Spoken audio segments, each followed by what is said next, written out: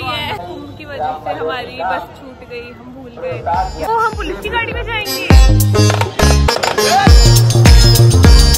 Hi guys, so welcome and welcome back to my YouTube channel.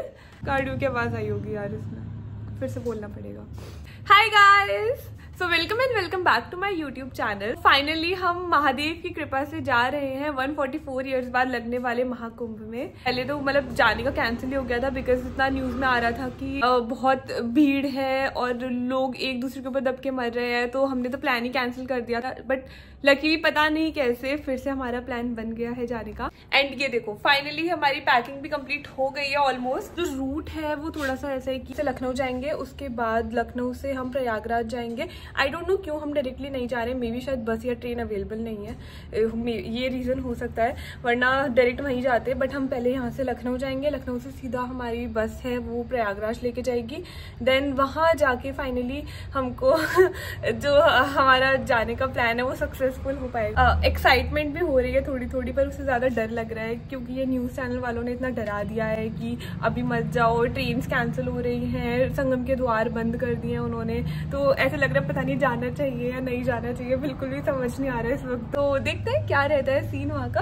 तो हमारी बस हमसे भी पहले टाइम पर पहुंच गई थी, जो कि टोटली अनएक्सपेक्टेड था। और क्योंकि ये इस्कॉन मंदिर की तरफ से आई थी तो यहाँ पर पूरी रात भजन कीर्तन चल रहे थे, जो कि बहुत ही रिलैक्सिंग थे।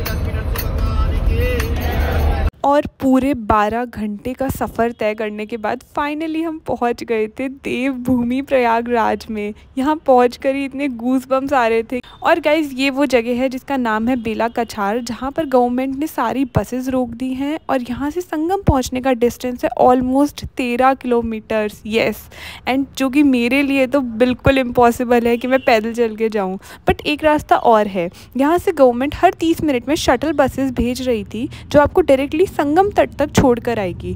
तो हम फटाफट से इन बसेस में चढ़ गए थे और थोड़ी ही देर में हमें अपनी डेस्टिनेशन दिखने लग गई थी। और यहाँ अगर इतना तो पता चल गया था कि बहुत सारी एनर्जी लगेगी, तो मैंने पूरे रास्ते सिर्फ केले खाए। अब संगम पर पहुंचने के बाद भी पुलिस ने हमको बीच में ही रोक लिया और बताया कि कम से कम 5 से 7 किलोमीटर पैदल और चलना पड़ेगा। तो यहाँ हमने बीच में स्टे ले लिया था और लकीली हमको मौका मिला था निरंजन अखाड़े में रुकने का। तो ये पूरा बैकग्राउंड जो इस वक्त आप देख रहे हो वो निरंजन अखाड़े का है। हाय गाइस, तो फाइनली हम पहुंच गए हैं Mahakumbh. Let me show you the view.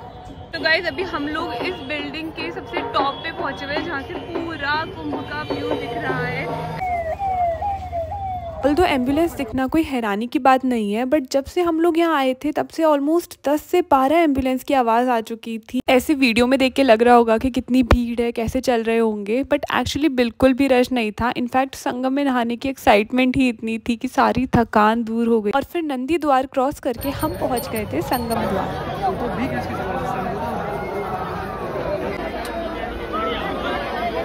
तो रिचुअल्स के अकॉर्डिंग सबसे पहले की थी पूजा और फिर डुबकियां लगाई थी। क्योंकि संगम एक ट्रायो है गंगा, यमुना और सरस्वती नदियों का, तो सारे श्रद्धालु चाहते हैं कि वो यहीं आके पूजा करें।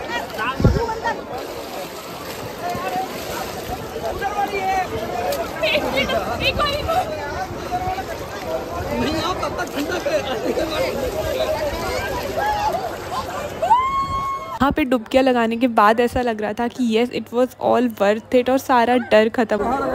हर हर गंगे, हर हर गंगे।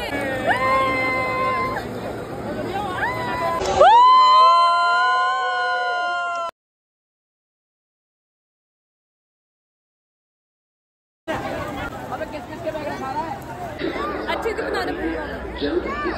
हाँ, आने से पहले ही मैंने सोच रखा था कि एक महाकाल वाला टैटू तो ज़रूर बनवाना है। और ये खुशी आप मेरी फेस पर देख सकते हो कि how happy I was while this tattoo was being drawn on my face.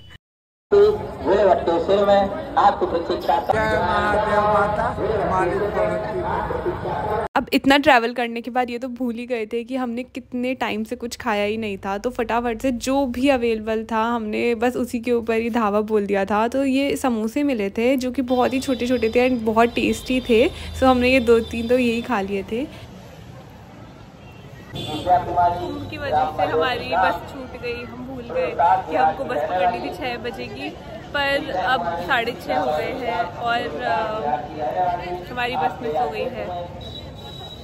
हमारा रिजर्वेशन था, पर अब हम नहीं जा सकते क्योंकि हमारी बस छूट गई थी। तो हमारे पास एक दिन और बचा था प्रयागराज में जो भी आसपास के मंदिर हैं उनको अच्छे से घूमने का। तो हम फटाफट से वापस निरंजन अखाड़ा ही आ गए थे। और ये देखो यहाँ का नाइट व्यू कितना खूबसूरत था।